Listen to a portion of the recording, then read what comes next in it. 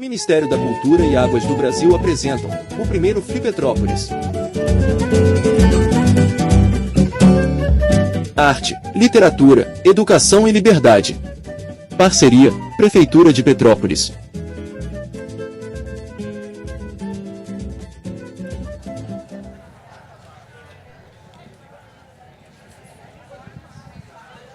Podemos?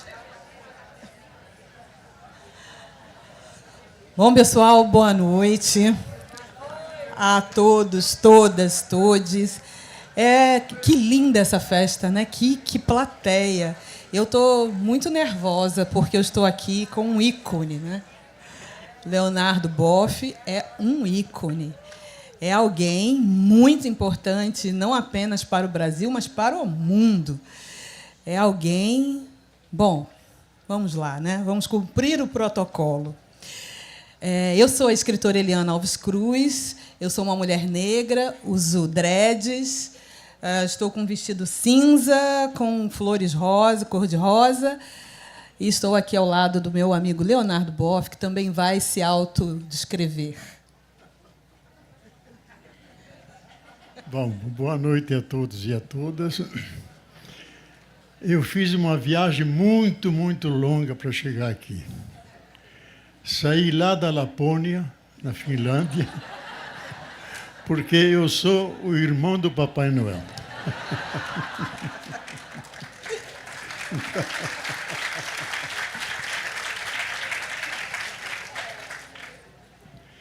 E como tive que escrever todas, quando dava aulas na Alemanha, onde eu estudei, depois fui dar aula, lá você tem que escrever todas as aulas. E se você não escreve, os alunos te vaiam. Então, eu peguei esse costume de escrever todas as aulas. E daí saíram meus livros, porque depois de um semestre você tem todas as aulas escritas. Tanto assim que eu andei escrevendo mais de 100 livros. Não porque eu queria escrever, porque era obrigado a escrever, senão não aceitavam minhas aulas. Mas eu estou muito feliz de estar aqui junto com a Eliana. Conversamos, grande escritora. Eu acho que ela vai prometer muito para a nossa literatura, especialmente resgatando as memórias perigosas, daqueles que foram trazidos de África e aqui foram escravizados, de uma forma vil, vergonhosa. E eles estão recuperando, junto com o pai, um advogado extraordinário. Estão resgatando suas memórias, que serão os conteúdos dos livros dela. Eu estou muito feliz disso. Mas, Leonardo, sou eu que tenho que apresentar você. Peraí, calma aí, calma. Bom, para as novas gerações, eu acho que a gente precisa... Sim, né? Resgatar os títulos e os feitos de Leonardo Boff. Quando eu falei que ele é um ícone por conta da coragem, ele é um ícone por conta da sua fé inabalável, ele é um ícone por conta dos 127 livros escritos e por ser um farol para um país que, volta e meia, tem uma tentação, tem um flerte com o autoritarismo, tem um flerte com a crueldade do silenciamento, tem um flerte com coisas que a gente precisava definitivamente superar. E Leonardo sempre foi uma voz insurgente contra tudo isso, sempre foi. Então, eu vou realmente ler algumas coisas aqui, porque é importante que fique marcado para quem não viveu os anos 80, para quem não viveu determinadas passagens da história do nosso país.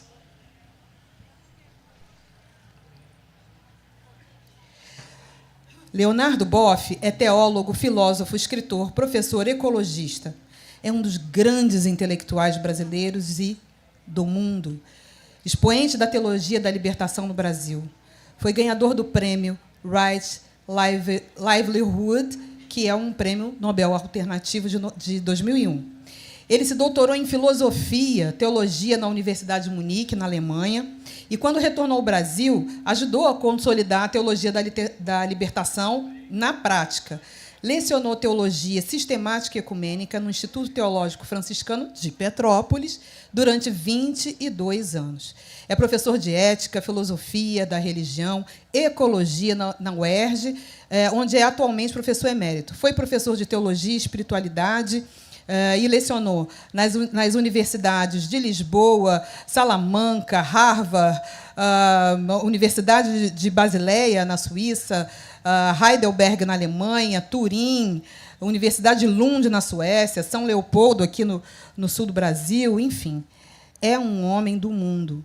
E, em conversas, aqui, antes de começar, ele começou a me contar uns casos assim. Mas aí eu recebi uma carta do Papa. Mas qual Papa? Não, João Paulo II. E aí ele me falou...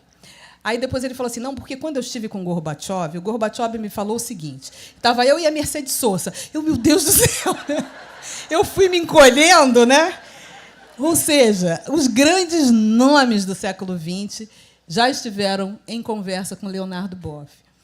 E a teologia da libertação, ela é algo que sempre, assim, na minha pré-adolescência, adolescência, né, quando estava no auge, mais uma vez recordando as novas gerações, ele escreveu, nos anos 80, esse livro, Igreja, Carisma e Poder, e, por conta disso, o presidente da Congregação para a Fé, que era alguém chamado Joseph Ratzinger, vulgo Papa Bento XVI,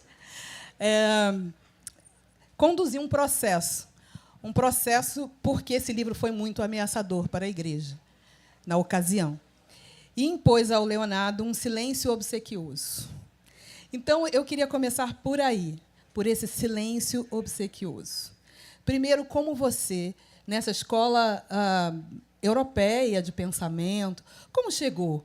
Qual foi o caminho para essa teologia da libertação? Olha, muito obrigado, Eliana. Eu frequentei a escola do Faraó, sabe? Quase a maioria dos teólogos estudaram na Europa e não nasceram como teólogos da libertação. Eu, voltando da Alemanha com toda aquela ciência crítica, aquela teologia altamente sofisticada, isso em fevereiro de 1970. Em julho, me pediram para pregar um retiro em Manaus para os missionários que estavam na floresta. Vieram umas 15, 20 pessoas. Uma era freira, diz, olha, estou já há 45 dias a caminho, de barco, a pé, para chegar até aqui. O outro missionário italiano diz, olha, eu trabalho com garimpeiros, também estou uns 18 dias subindo o rio, chegando aqui. Cada um contando histórias assim. E eu comecei as minhas preleções falando sobre a cristologia crítica moderna. Bastou falar meio-dia que eu vi que nos olhos deles não entendiam coisa nenhuma, sabe? E que essa minha teologia, por melhor que fosse, não era adequada a eles. Porque uma freira se levanta e diz, como é que vou pregar a ressurreição de Cristo para um povo indígena que está sendo exterminado e morto? E um outro que trabalhava com pescadores diz, com águas todas contaminadas num lago, como é que vou pregar a cruz de Cristo para eles se eles estão morrendo debaixo de uma cruz? Bom, são perguntas que em nenhuma teologia alemã, por melhor que fosse. Eu fiquei tão nervoso que os músculos daqui da língua, do pescoço, não conseguia falar, porque eu não tinha resposta. Então, eu mandei fazer grupos que pegassem, levantassem 2 questões cada grupo. E aí eu me senti livre, porque ao responder as coisas eu podia melhorar minha linguagem. Mas aí me dei conta que essa teologia que nós aprendemos nos grandes centros metropolitanos, seja na Europa, nos Estados Unidos, não é adequada à nossa situação latino-americana e brasileira. Porque a realidade é outra. Não é adequada. Então, em julho, eu comecei a escrever as aulas sobre a Cristologia. Comecei a escrever aula por aula, como fazia na Alemanha. E como era o tempo da repressão, não se podia publicar a palavra libertação, era proibida. E não se podia falar sobre a teologia da libertação. Eu todo mês publicava um longo artigo numa revista de freiras, chamada Sponsa Christi, a esposa de Cristo, para burlar a censura dos militares, sabe? E assim, no final do ano, eu tinha o livro pronto. Publiquei o livro Jesus Cristo Libertador. A polícia veio logo em cima. Porque essa palavra proibida, eu tive que me esconder 15 dias num conventinho que os frades tinham lá em Santa Cruz, numa grande pedra em cima do mar. Fizeram uma casinha aí e fui me esconder lá por 15 dias, sabe? A polícia estava atrás de mim. Aí nós tínhamos um advogado que tinha sido soldado na expedição brasileira da última guerra na Itália. E então, como militar que ele era, fui falar com os militares e mostrou o livro. Digo, olha, esse livro é um livro que só tem rodapés em alemão, não fala nada de libertação no sentido político, é tudo espiritualidade, não tem risco nenhum para vocês. Então eles olhavam e diziam, é tudo alemão mesmo. Então me liberaram, sabe? Me liberaram. Mas quando fui dar no ano seguinte a palestra lá na Argentina sobre esse tema da cristologia, a polícia veio em cima, catando o Leonardo Boff. Nos meus documentos é Genésio Darcy Boff. Não é não. Leonardo é nome de frade. Mas eles, e lá na Argentina, se pegassem, era tortura e fuzilamento. Não tinha.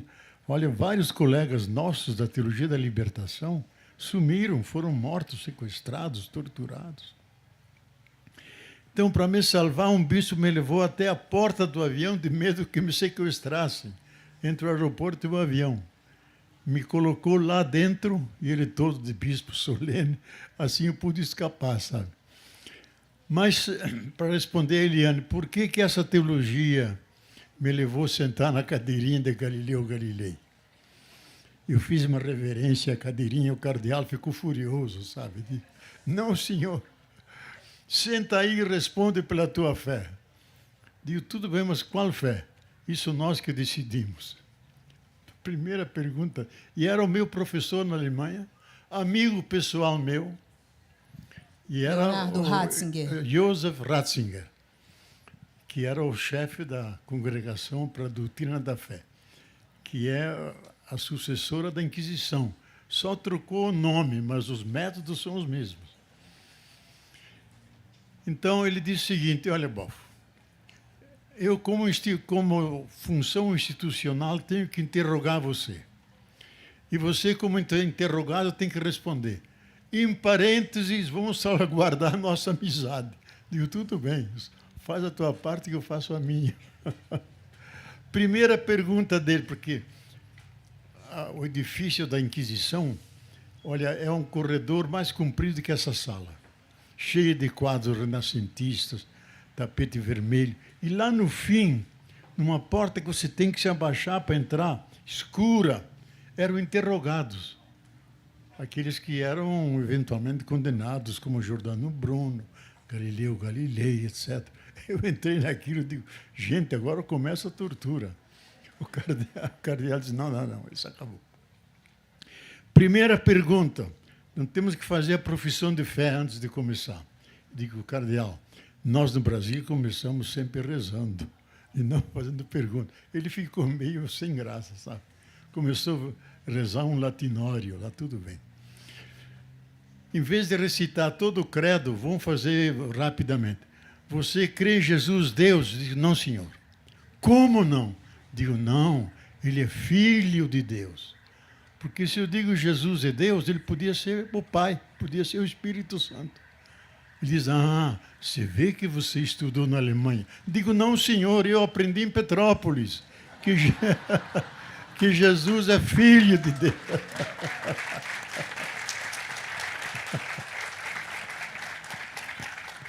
Bom, então veio era a disputa da língua, se devia ser em alemão, se devia ser... Até é sugerido fazer em latim, imagina. Eu, mais ou menos, me viro no latim. Que quando estive na Rússia dando palestras, e na China, a única linguagem para falar com os padres era o latim, sabe? E a gente se comunicava em latim.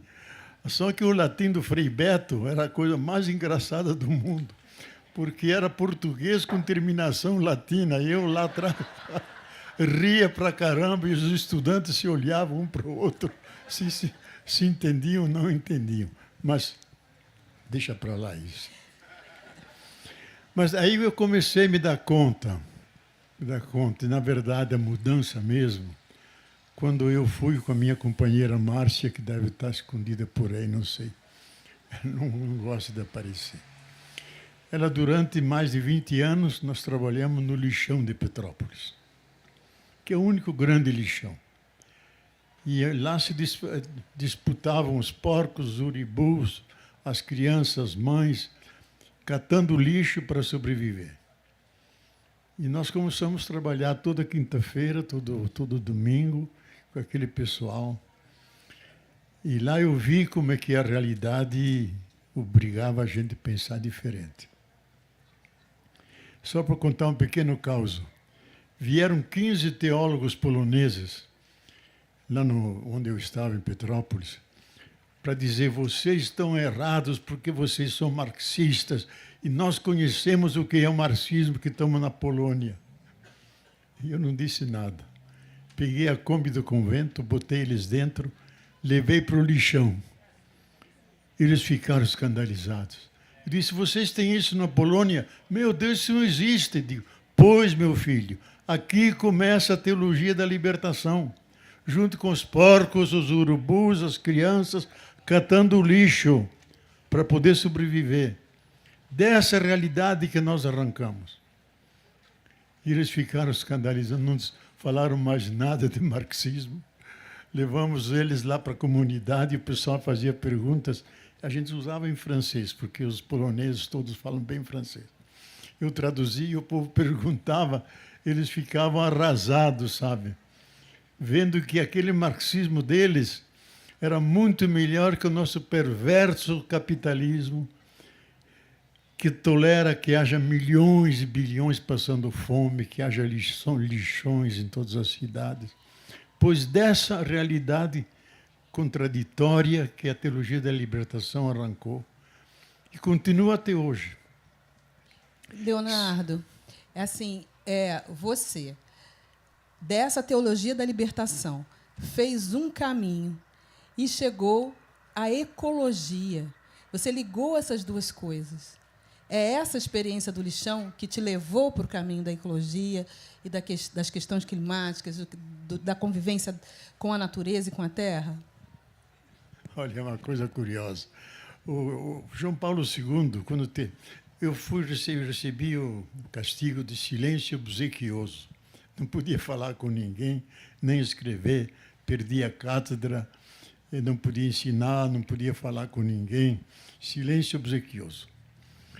E ele me escreveu uma carta dizendo duas coisas. Bof, você aceitou o silêncio obsequioso e assim se submeteu à igreja, podemos fazer uma boa teologia da libertação. Mas você tem que fazer duas coisas. Mostrar primeiro que você é uma pessoa séria. Diz, puxa, mas eu estudei na Alemanha, é um povo ultra sério. E para mostrar que eu sou sério, deixei crescer a barba, que continua até hoje. Agora cortei esses dias eu mesmo, era muito comprida, sabe? Então digo, eu sou sério. Segundo, você tem que estudar os verdadeiros problemas da igreja e do mundo. Bom, digo, já que o Papa pede, vou rezar o Espírito Santo e vou decidir. E aí respondi a ele, olha, de todas as minhas reflexões, nenhum problema importante é de igreja. O problema é como salvar a vida, como salvar o planeta, como salvar a humanidade dos desastres.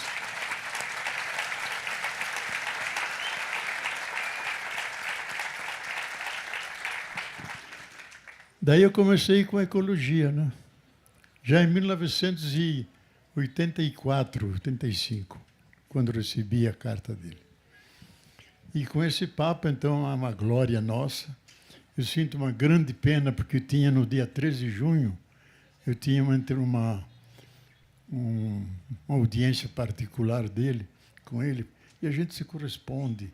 Só que a letra agora é tão trêmula que eu preciso usar uma lente para poder ler, sabe? Ele está muito velhinho.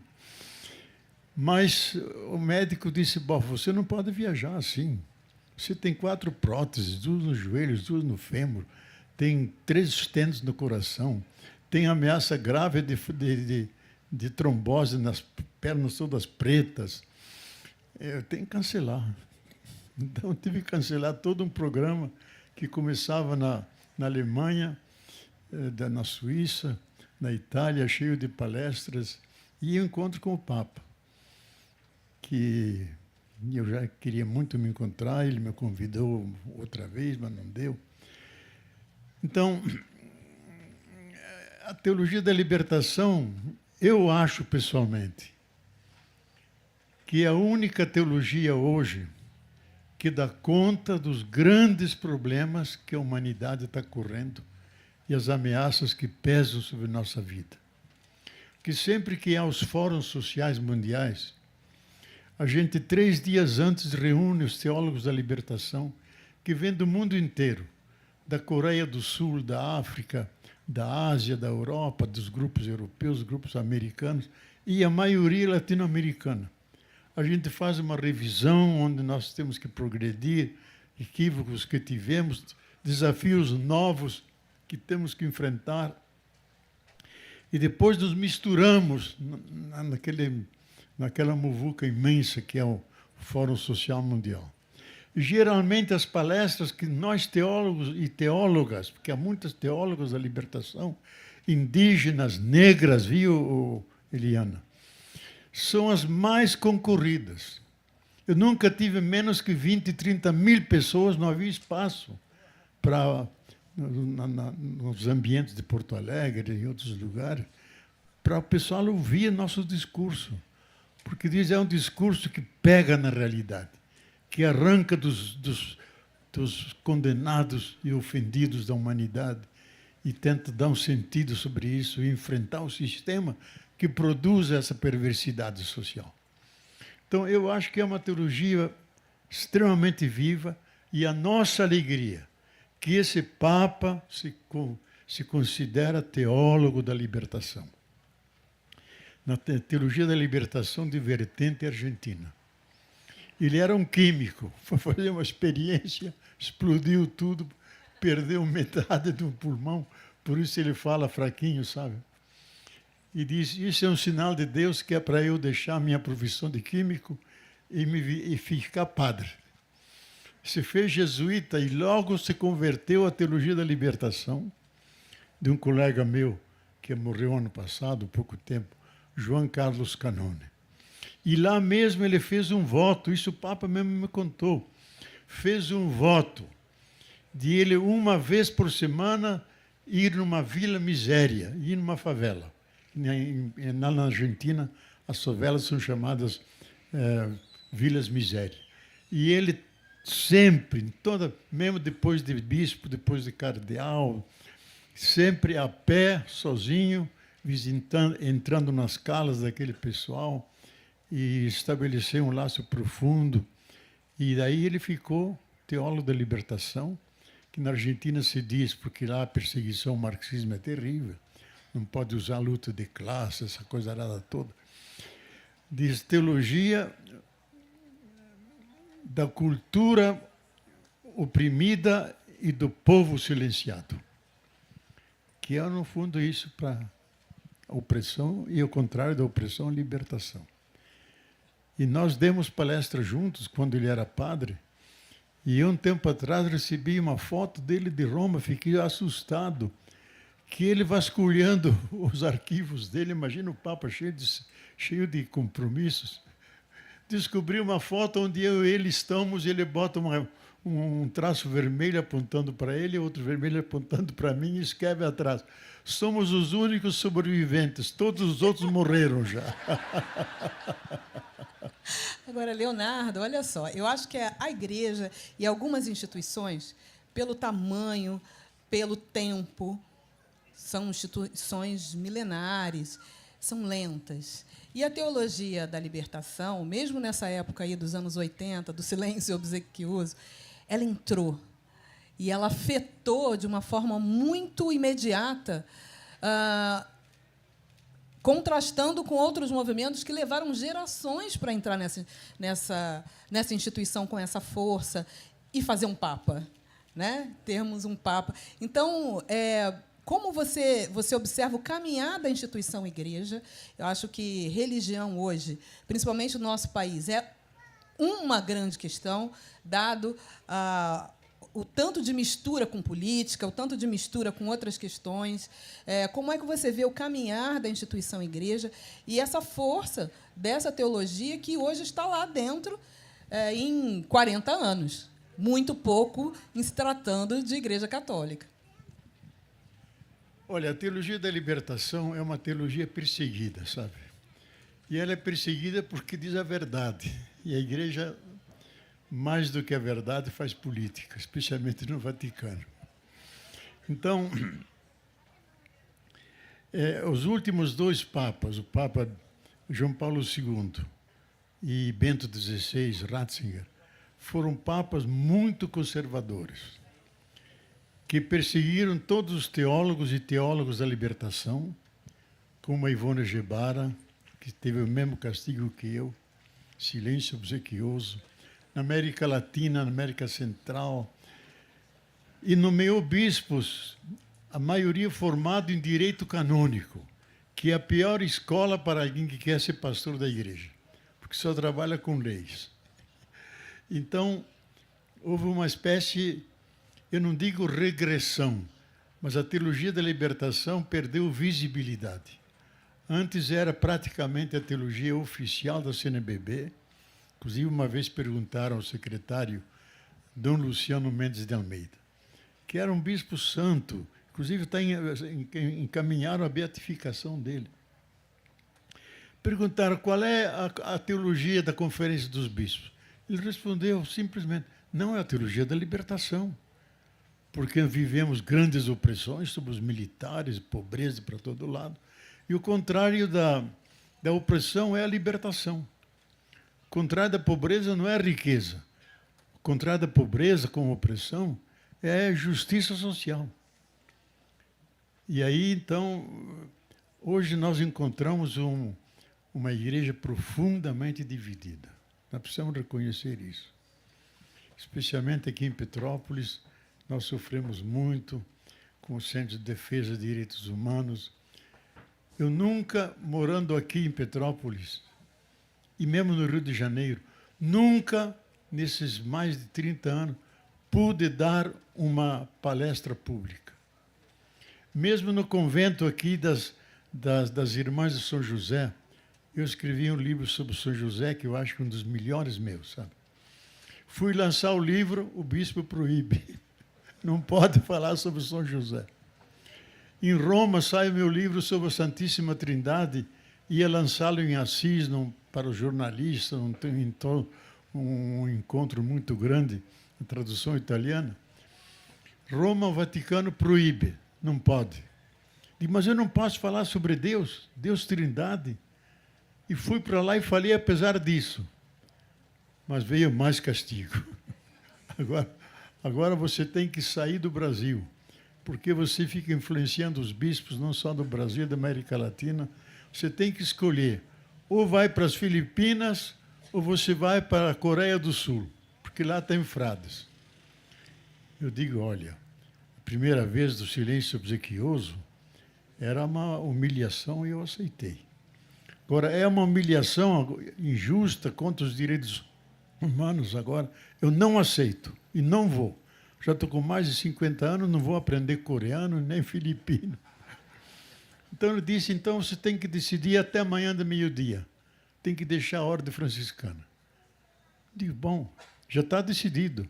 Eu troco de trincheira, mas não troco de luta. Vou continuar do lado dos pobres.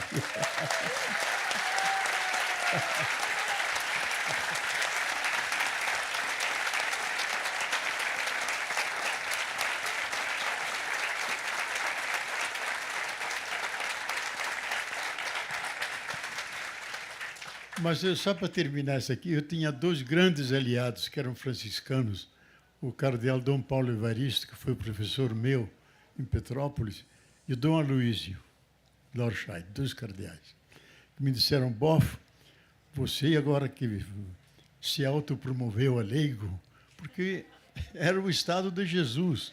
Jesus não era da ascendência levítica dos sacerdotes. Ele é da ascendência davídica, que tem reis, tem combatentes, tem amantes de mulheres, tem o diabo que Davi foi. Ele vem dessa linha. Digo, eu me autopromovi ao estado leigo na direção do Jesus de Nazaré, que também era leigo, não era sacerdote. Aí o Dom Aloísio me disse, Boff, você continua com a teologia, porque ela faz bem para o povo, e se não tiver padre, você continua celebrando por aí. E eu que continuo fazendo do mesmo jeito, sabe? Continuo celebrando por aí. Falando para vocês que é um ícone. Agora, o que você diria para as novas gerações? Porque na nossa conversinha lá, né, antes de começar, você estava dizendo o Gorbachev, o assunto do Gorbachev foi que a gente estava falando sobre guerras, sobre conflitos, e ele disse que, numa conversa com o Gorbachev, ele disse: só nós, os russos, temos bomba atômica suficientes para acabar com a humanidade sem sobrar ninguém de 5 formas diferentes. Você ouvir isso de um líder mundial com o poder de apertar aquele botão e acabar com tudo e continuar com a esperança na vida.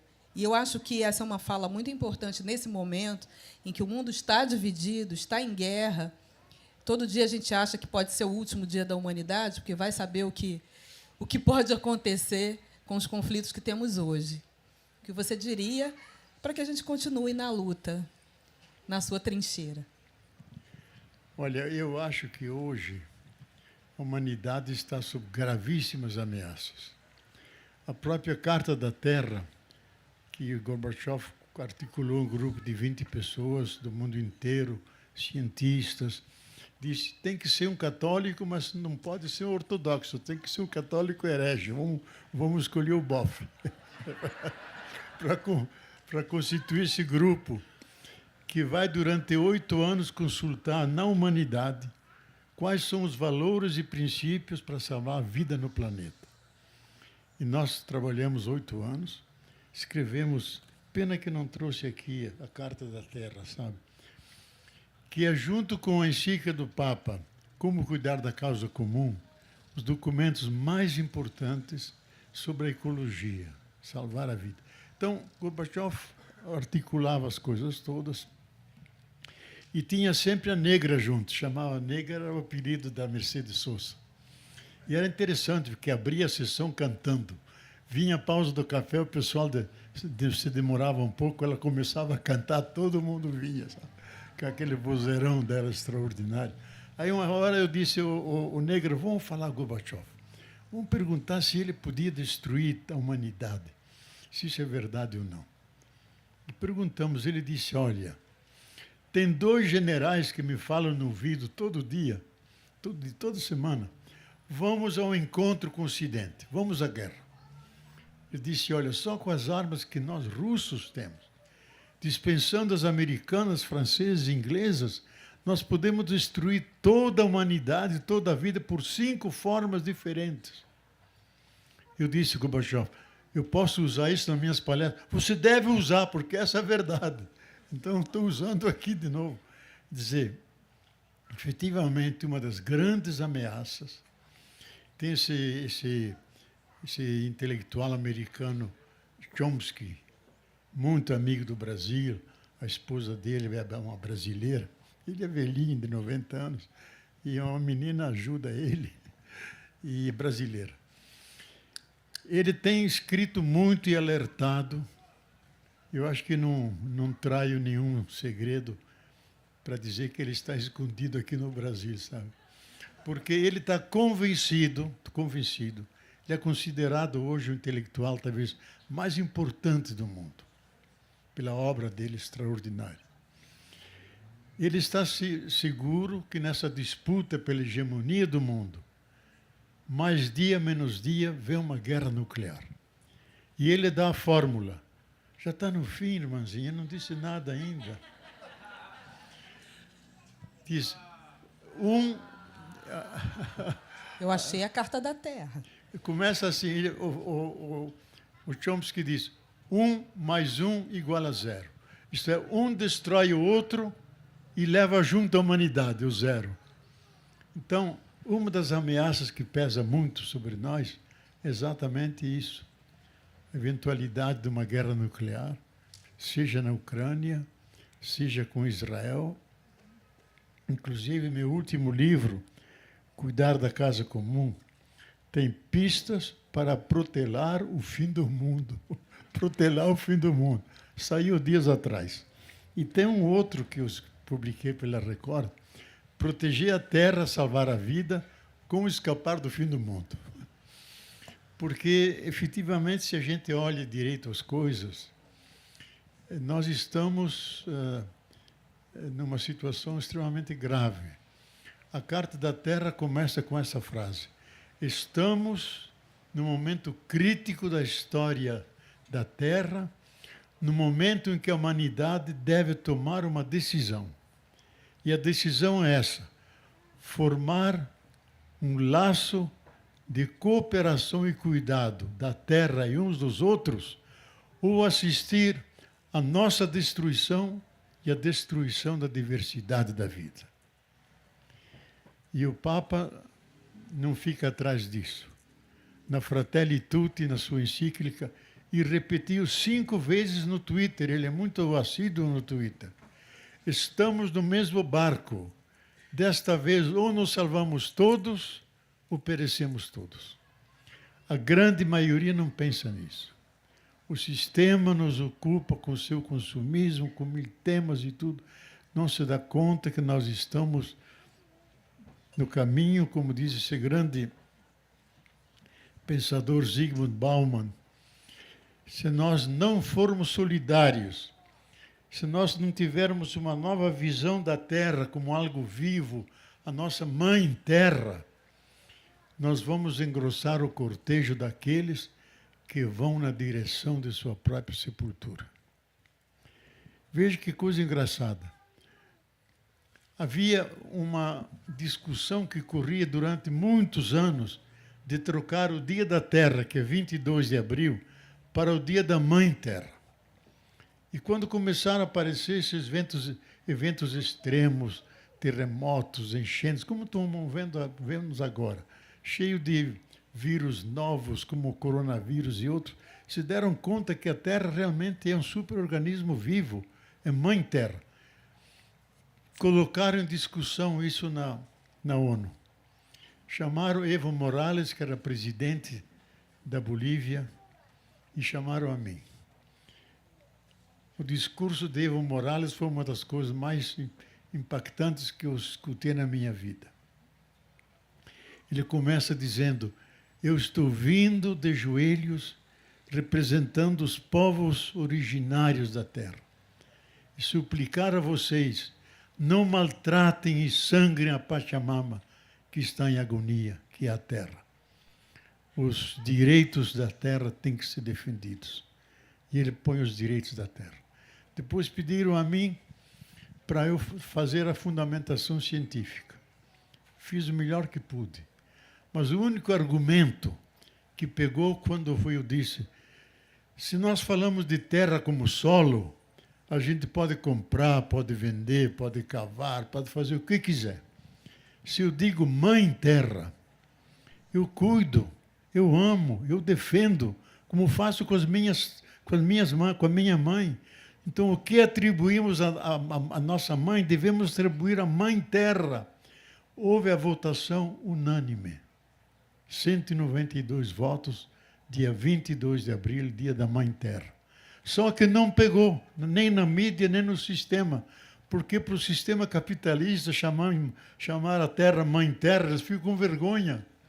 Como é que eu vou explorar e superexplorar a Mãe Terra? Continuam chamando Dia da Terra, porque a terra posso fazer o que quiser, cavar, vender, envenenar, fazer o que estamos fazendo. Então, eu escrevi esse livro, A Nova Visão do Universo, junto com um grande cosmólogo norte-americano. Fizemos um calhamaço de 500 páginas sobre essa ecologia e o risco que pesa sobre a Mãe Terra. Ganhamos a medalha de ouro em Ciência e Nova Cosmologia nos Estados Unidos. Foi traduzido em tudo quanto é língua, até em coreano, um calhamaço de quase 600 páginas. Trabalhamos 13 anos. Digo, não adianta ficar entre nós que entendemos de ciência. Tem que chegar no povo lá embaixo. Então, eu escrevi esse livro aqui, A Nova Visão do Universo, que resume as 600 páginas.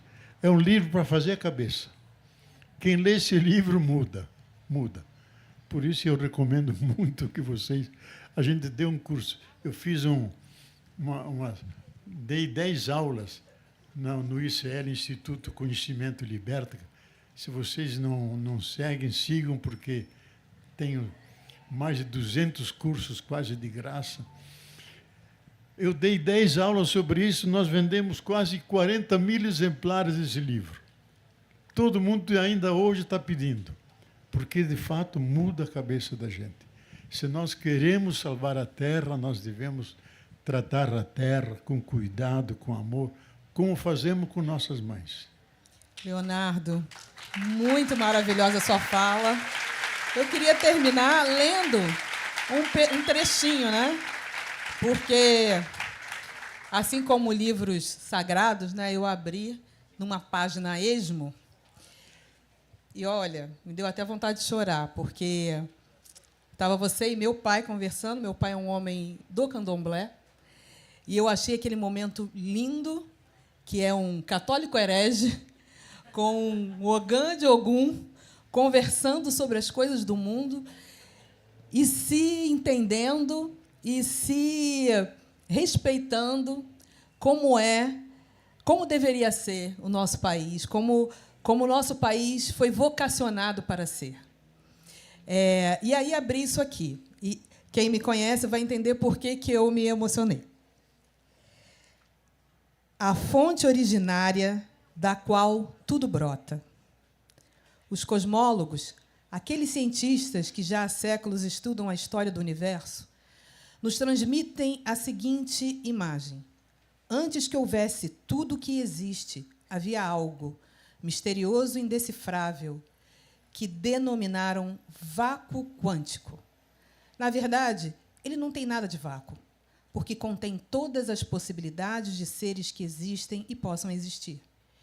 Ele é, antes de tudo, o que existe. Alguns o chamaram de fonte originária de todos os seres, outros de abismo alimentador de tudo que existe. Apresenta-nos a imagem de um oceano imenso, sem margens, borbulhante e reluzente.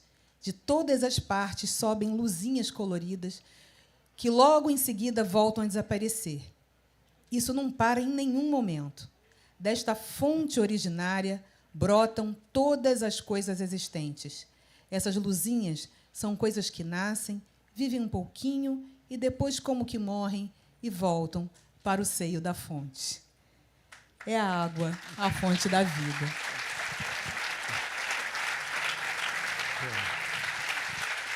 Muito obrigada por isso.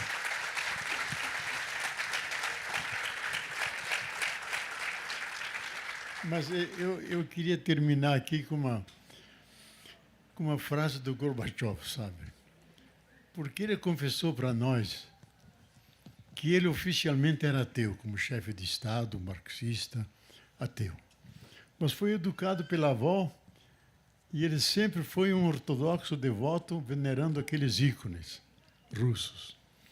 Então, quando terminamos lá na Unesco, em Paris, a Carta da Terra, e subscrevemos, ele fez uma última fala e disse: ou nós criamos uma nova espiritualidade, espiritualidade da terra, com novos valores, novos princípios, todos eles ligados à vida e ao seu futuro, ou nós não vamos sobreviver. Ele falou de espiritualidade. Depois nós conversamos mais com ele, ele disse, não. A crise do nosso tempo é a crise do espírito, que está coberto com uma montanha de cinza de consumismo, daquilo que o capitalismo cria como futilidades para nos distrair e nunca nos concentrar nas coisas essenciais. Olha, dos tantos livros que eu escrevi, quase metade deles sobre espiritualidade. Quero só apresentar esse, Espiritualidade, um caminho de realização. Porque além do texto da palestra, tem atrás o disco da palestra. Então, muita gente que viaja, que está no carro, etc., coloca, fica escutando de uma, presta atenção, senão você fica ligado ao disco e vai contra uma árvore ou contra um outro carro. Mas eu acho que a grande crise de hoje é a crise do espírito. Assim como temos corpo, temos psique, a alma, temos o mais profundo de nós, que é o espírito, onde habita Deus, onde nós colocamos as questões mais fundamentais, de onde viemos, o que estamos fazendo nesse mundo, o que podemos esperar depois desta vida, como preservar essa única casa comum.